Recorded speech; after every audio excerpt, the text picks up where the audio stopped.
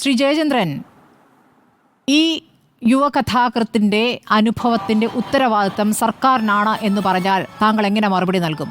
കാരണം Hema committee report 4.5 വർഷമായി അവിടെ പരണത്ത് വെച്ചിരിക്കുകയാണ്. ഈ 2 വർഷത്തിനിടയിലാണ് ഈ കുട്ടിക്ക് ഇങ്ങനെ ഒരു അനുഭവം ഉണ്ടായത്. ആ റിപ്പോർട്ടിന്മേലൊരു നടപടി ഉണ്ടായിരുന്നെങ്കിൽ ഇങ്ങനെയൊരു സംഭവം, ഇങ്ങനെയൊരു കാര്യത്തിലേക്ക് കടക്കാൻ ഇത്തരം ആളുകൾക്ക് ധൈര്യമുണ്ടാകുമായിരുന്നില്ല.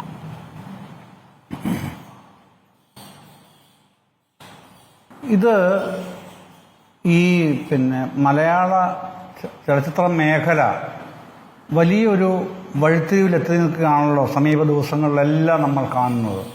തൻ്റെ ശാരീരികമായ അപമാനം താൻ സഹിച്ചാലേ നടിയായി നിലനിൽക്കാൻ കഴിയൂ എന്ന അവസ്ഥയിലൂടെ കടന്നുപോയതിനെ പറ്റിയാണ് പല സ്ത്രീകളും പല നടികളും കഥാകൃത്തുക്കളും ഇപ്പോൾ പറഞ്ഞതുൾപ്പെടെ വെളിപ്പെടുത്തുന്ന അതാണല്ലോ.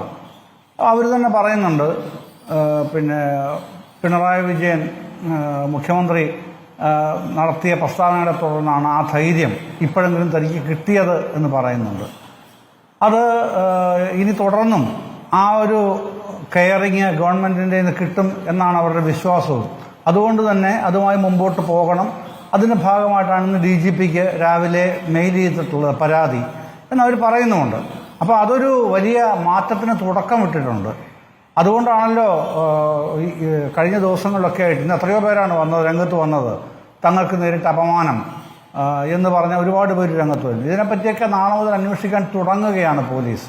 അപ്പോൾ അത് താങ്കൾ ചോദിച്ചത് ഹേമ കമ്മിറ്റി റിപ്പോർട്ടിനെ സംബന്ധിച്ചാണ്. നിശ്ചയമായും നമുക്കെല്ലാവർക്കും അറിയാവുന്ന കാര്യമാണ്. ഇപ്പോൾ നടക്കുന്നത് ഹേമ കമ്മിറ്റി റിപ്പോർട്ടിന്മേലുള്ള എന്തെങ്കിലും തുടർ നടപടിയല്ല സംസ്ഥാന ഗവൺമെൻറ് ചെയ്യാൻ ഉദ്ദേശിച്ച് 25-ാം തീയതി പുതിയൊരു IPS ഉന്നത ഉദ്യോഗസ്ഥരുടെ തലത്തിലുള്ള കമ്മിറ്റിയെ വെച്ചത്. ഞാൻ തന്നെ സ്മൃതി കഴിഞ്ഞ ദിവസം മിനിഞ്ഞാന്ന് ഒരു ചർച്ചയിൽ മാതൃഭൂമിയിലാണ് ഞാൻ പറഞ്ഞിരുന്നു, ഈ ബംഗാളി നടിയുടെ പ്രശ്നമാണെന്ന് വന്നത്. ഞാൻ പറഞ്ഞു അവർക്ക് അവിടുന്ന് ഒരു ഇമെയിൽ അയച്ചാൽ ഇത് കേസാവും, അത് അവർക്ക് ചെയ്യാൻ കഴിയുന്ന കാര്യമാണ്, അതാണ് അവർ ചെയ്യേണ്ടത്. അപ്പോൾ ഒരു സോറി പറഞ്ഞാൽ തീരുന്ന പ്രശ്നമേ ഉള്ളൂ എന്ന് ജോഷി എന്ന് പറഞ്ഞിരുന്നു. അവരുടെ സുഹൃത്തായിട്ടുള്ള ജോഷി എന്ന് ചർച്ചയിൽ പറഞ്ഞു. അപ്പോൾ ആ സോറി പറയാൻ തയ്യാറാവണം രഞ്ജിത്ത് എന്ന് തന്നെ ഞാൻ പറഞ്ഞു. പക്ഷേ അതിനേതായാലും അദ്ദേഹം തയ്യാറായില്ല, രാജിവെക്കുകയാണ് ചെയ്തത്. അതേസമയം ഇന്ന് ആ നടി തന്നെ മെയിൽ അയച്ചിരിക്കുന്നു, ഇമെയിൽ ചെയ്തിരിക്കുന്നു. അത് കേസായിട്ട് എറണാകുളം റൂറൽ SP എടുത്തിട്ടുമുണ്ട്, കേസെടുത്തിട്ടുമുണ്ട്. അത് എറണാകുളത്താണ് പ്ലേസ് ഓഫ് ഒക്കറൻസ്. അതുകൊണ്ട് അവിടെ എടുക്കാൻ കഴിയുള്ളൂ കേസ്. അതങ്ങനെ ചെയ്തിട്ടുണ്ട്. ബാക്കി അതിൻ്റെ തുടർ നടപടികൾ പുറകെ വരികയും ചെയ്യും. അപ്പോൾ അതിനോടനുബന്ധമായിട്ട് മറ്റ് കേസുകൾ വരുന്നുണ്ട്.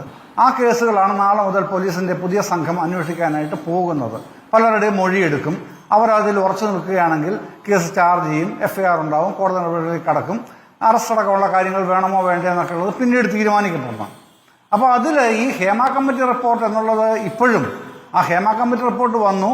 അത് സെപ്റ്റംബർ 10-ന് ഹൈക്കോടതി പരിഗണിക്കാൻ മാറ്റിവെച്ചിരിക്കുന്നു. അതിനകം സീൽഡ് കവറിൽ അഫിഡവിറ്റ് കൊടുക്കാൻ സംസ്ഥാന സർക്കാരിനോട് ആവശ്യപ്പെടുകയും. അതെന്താണ് സ്പർശിക്കാൻ പറ്റാത്ത ഒരു മേഖലയായി സർക്കാർ കരുതുന്നത്? എന്തുകൊണ്ടാണ്? കോടതി പറഞ്ഞാൽ തൊടും, അല്ലെങ്കിൽ ആ ഭാഗത്തേക്കില്ല, ഞങ്ങൾക്ക് റോളില്ല, അത് ഞങ്ങളതാ കൈമാറി കഴിഞ്ഞിരിക്കുന്നു, എനിക്ക് റോളില്ല എന്ന് മന്ത്രി ഇങ്ങനെ ആവർത്തിച്ച് പറയുകയാണ്. എന്താണ് തൊടാൻ ഭയക്കുന്നത്? അല്ല, യാതൊരു ഭയവുമില്ല. തൊടാൻ ഭയമെന്ന് പറയുന്നത് അടിസ്ഥാനരഹിതമാണ്. അടിസ്ഥാനരഹിതമാണെന്ന് മാത്രമല്ല, അതൊരു വസ്തുതാവിരുദ്ധമായ പ്രസ്താവനയും കൂടിയാണ് സ്മൃതി അങ്ങനെ പറയുന്നത്. കാരണം ഈ 24 നിർദ്ദേശങ്ങൾ ഹേമ കമ്മിറ്റി റിപ്പോർട്ടിൽ മുമ്പോട്ട് വെച്ചത് 1 by 1 ആയിട്ട് സർക്കാർ നടപ്പിലാക്കിക്കൊണ്ടിരിക്കുകയാണെന്ന് 20-ാം തീയതിയാണ് മുഖ്യമന്ത്രി വാർത്താ സമ്മേളനത്തിൽ വ്യക്തമാക്കിയത്. അതിൻ്റെ ആ വാർത്താ സമ്മേളനത്തിൻ്റെ വിവരങ്ങളെല്ലാം കൃത്യമായി താങ്കളുടെ മുമ്പിൽ ഉണ്ടല്ലോ എന്താണെന്നുള്ളത്. അതിൻ്റെ അകത്ത് ചില കാര്യങ്ങൾ, സിനിമാ നയം, ഇപ്പോൾ കേരളത്തിൽ നിലനിൽക്കുന്ന സിനിമാ നയം താങ്കൾക്കും അറിയാം. 52-ലെയും 58-ലെയും 81-ലെയും 3 ആക്ടുകളാണ് 6 ഇനങ്ങളിലായിട്ട് നിൽക്കുന്നത്. വേറെ സിനിമാ നയം കേരളത്തിലില്ല. ആ മേഖലയിൽ പ്രവർത്തിക്കുന്നവർക്കൊരു സിനിമാ നയമേ ഇല്ല. അതടക്കം ഇപ്പോൾ കമ്മിറ്റി പറഞ്ഞിരിക്കുന്നത് ഒരു ട്രിബ്യൂണൽ രൂപീകരിക്കണം അടക്കമുള്ള കാര്യങ്ങൾ പറഞ്ഞിട്ടുണ്ടല്ലോ. നമുക്ക് ഈ ചർച്ച ചെയ്തെടുക്കാൻ സമയമില്ലാത്തതിന് അതിലേക്ക് വരുന്നുമില്ല. അപ്പം അത്തരം ഒത്തിരി കാര്യങ്ങൾ സർക്കാർ തുടക്കമിട്ടിട്ടുണ്ട്. മുഖ്യമന്ത്രി പ്രത്യേക വിരോധാന്തി പറഞ്ഞു പണമില്ല, എങ്കിലും ഹേമ കമ്മിറ്റി നിർദ്ദേശം വെച്ചതിനെ തുടർന്ന് ഞങ്ങളത് ചെയ്യാൻ തീരുമാനിച്ചിരിക്കുന്നു. കോൺക്ലേവിൽ അതടക്കം തീരുമാനിക്കും.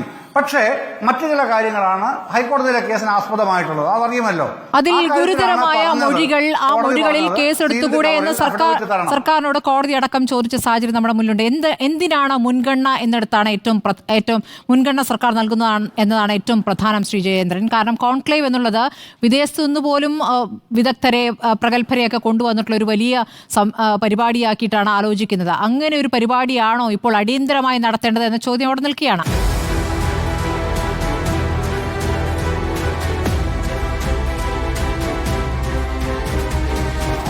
Debate with Smriti Parithikad.